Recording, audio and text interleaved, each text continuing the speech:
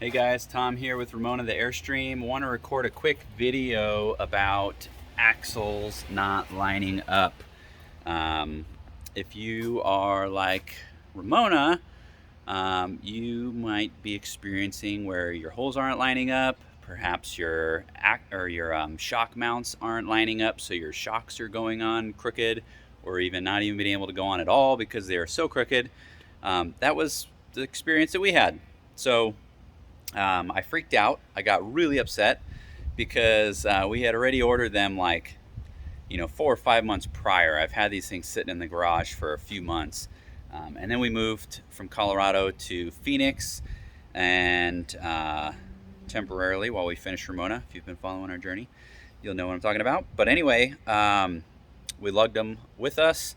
And then it was axle day, and we finally went to go put them on, and nothing lined up. And it was really upsetting, and I called Colin Hyde, where we got them from, and he explained to me that there are certain year makes and models of these trailers that those axles just don't line up, and they are the correct axle. We were reassured that we had the right axle, but we just happened to have one of those wonky years that they just don't line up. So anyway, we basically had to figure it out. His suggestion was to take for the shock mount part anyway, was to take a crescent wrench onto that shock mount and basically bend it into like an S shape, because you got to bend it one way to get your depth of where you need that shock to be, and then bend the top part back out so your mounting bolt is straight. That steel is like 1/4 inch thick. I don't know who he's got working for him that can do such a thing, but that sounded crazy to me. And not only that, but I was really concerned that I wouldn't be able to get all 4 of them the same. How do you get them that precise so that your shocks all operate the same, right, in the right way? So anyway, so we did a little bit different. We took his suggestion on the mounting holes. So I'm going to show you that here, and then I'll show you what tools and stuff we used. So let's jump down underneath the trailer. All right, so first thing I'm going to show you here is our shock mounts. As you can see, our shocks are now straight in here, and you can probably also see this hole set up here that is not original. So basically our shocks were going to be crooked. They came in too much. We needed to bring them out about 1.5 inches, 1 3/4 or so. And so we use square tubing, steel square tubing. Had that welded onto the frame here. I don't weld, so I had to hire a welder. I think it cost us, I don't know, $300 or $400 for him to come out for a couple hours to do this. But anyway, we welded square tubing on here, and then instead of well, that was after we cut the old bolt off the peg. Instead of trying to weld that peg to the tubing, which you could do, what we did was we actually cut off the mounting plate that was on the old axles. So fortunately we hadn't gotten rid of those yet, and we had them available, so we used a grinder and the cutoff wheel. We chopped off that mounting plate, and that way the bolt and everything was still already on there. And then we just mounted or welded that plate to the square tubing. And so I felt like that would be a lot more secure too. I mean, there's so much weld happening here, and it gave us that little extra distance we needed. So now our shock's straight. Now the holes are the other thing. This was kind of a pain in the butt. So as you can see, this hole here, this is the original hole, and the mounting plate doesn't line up, right?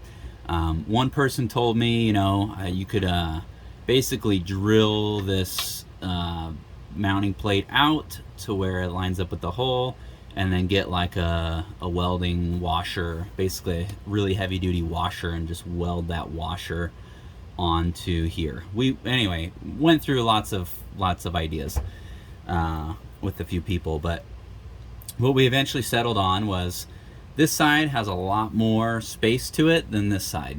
So we just drilled a fresh virgin hole here, and I stepped up, basically started with the smaller bit and then just kept stepping it up until we eventually got to that, I think it's like a 5/8 hole, and drilled that out. And so did that on all four of the axle mounts. This side was a little bit different. You've got on our axle plate here, this hole was vertical, but as you can see, here is the start of the hole on the frame. They also didn't line up. So what we did was basically the hole. So let's see if you can see it here. So here's that original hole, and I used a die grinder with a carbide bit. I'm going to show that to you here, but I basically put that in there and oblonged it and made this hole kind of like an oval shape. And that way I got far enough to where this bolt could slide through. I didn't have to drill out anything on the actual axle plate itself, just on the frame. So this is the die grinder I used. You want to make sure that you're using a pneumatic die grinder that can get going really fast. I think this has like a minimum 22,000 RPM, but carbide bits do not like to go slow. And if you do go slow and you start catching on stuff, although it is one of the strongest metals out there to grind through thick steel like this, if you go slow and it catches, it can literally explode on you. So this is the bit that we used. I think this cost me $30 or $50 or something. I went and bought a good one. I think Harbor Freight sells these. You could try that. They're much cheaper there, but I got this at a good hardware store here locally. But that's what I used to oblong that hole. And then once we did that and I put the bolt in, what I didn't foresee was the bolt had a lot of movement, which I didn't like. With the fresh virgin hole, you slide it through, it was a nice tight fit.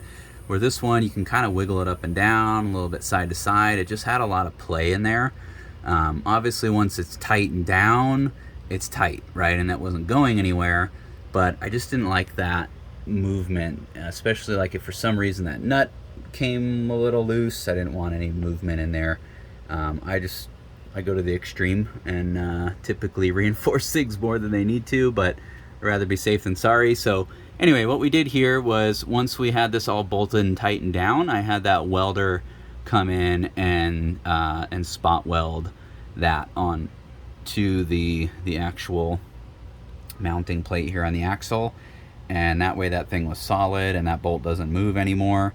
And then when we tighten down these nuts, I put blue thread locker on there, and that's going to help keep these nuts from backing out as well. They already have a notch on there. They're designed to not back out as it is, but I wanted to be extra sure, so I just put some blue thread locker all over that bolt and then screwed down the nuts and cranked them down really, really tight. So anyway, whoops. Hope that's helpful to you. Good luck. It's not fun. I know it sucks. You really just want to throw those axles up there and be done with it. Yeah, not much more I could tell you. It did kind of suck. But it is a check mark now.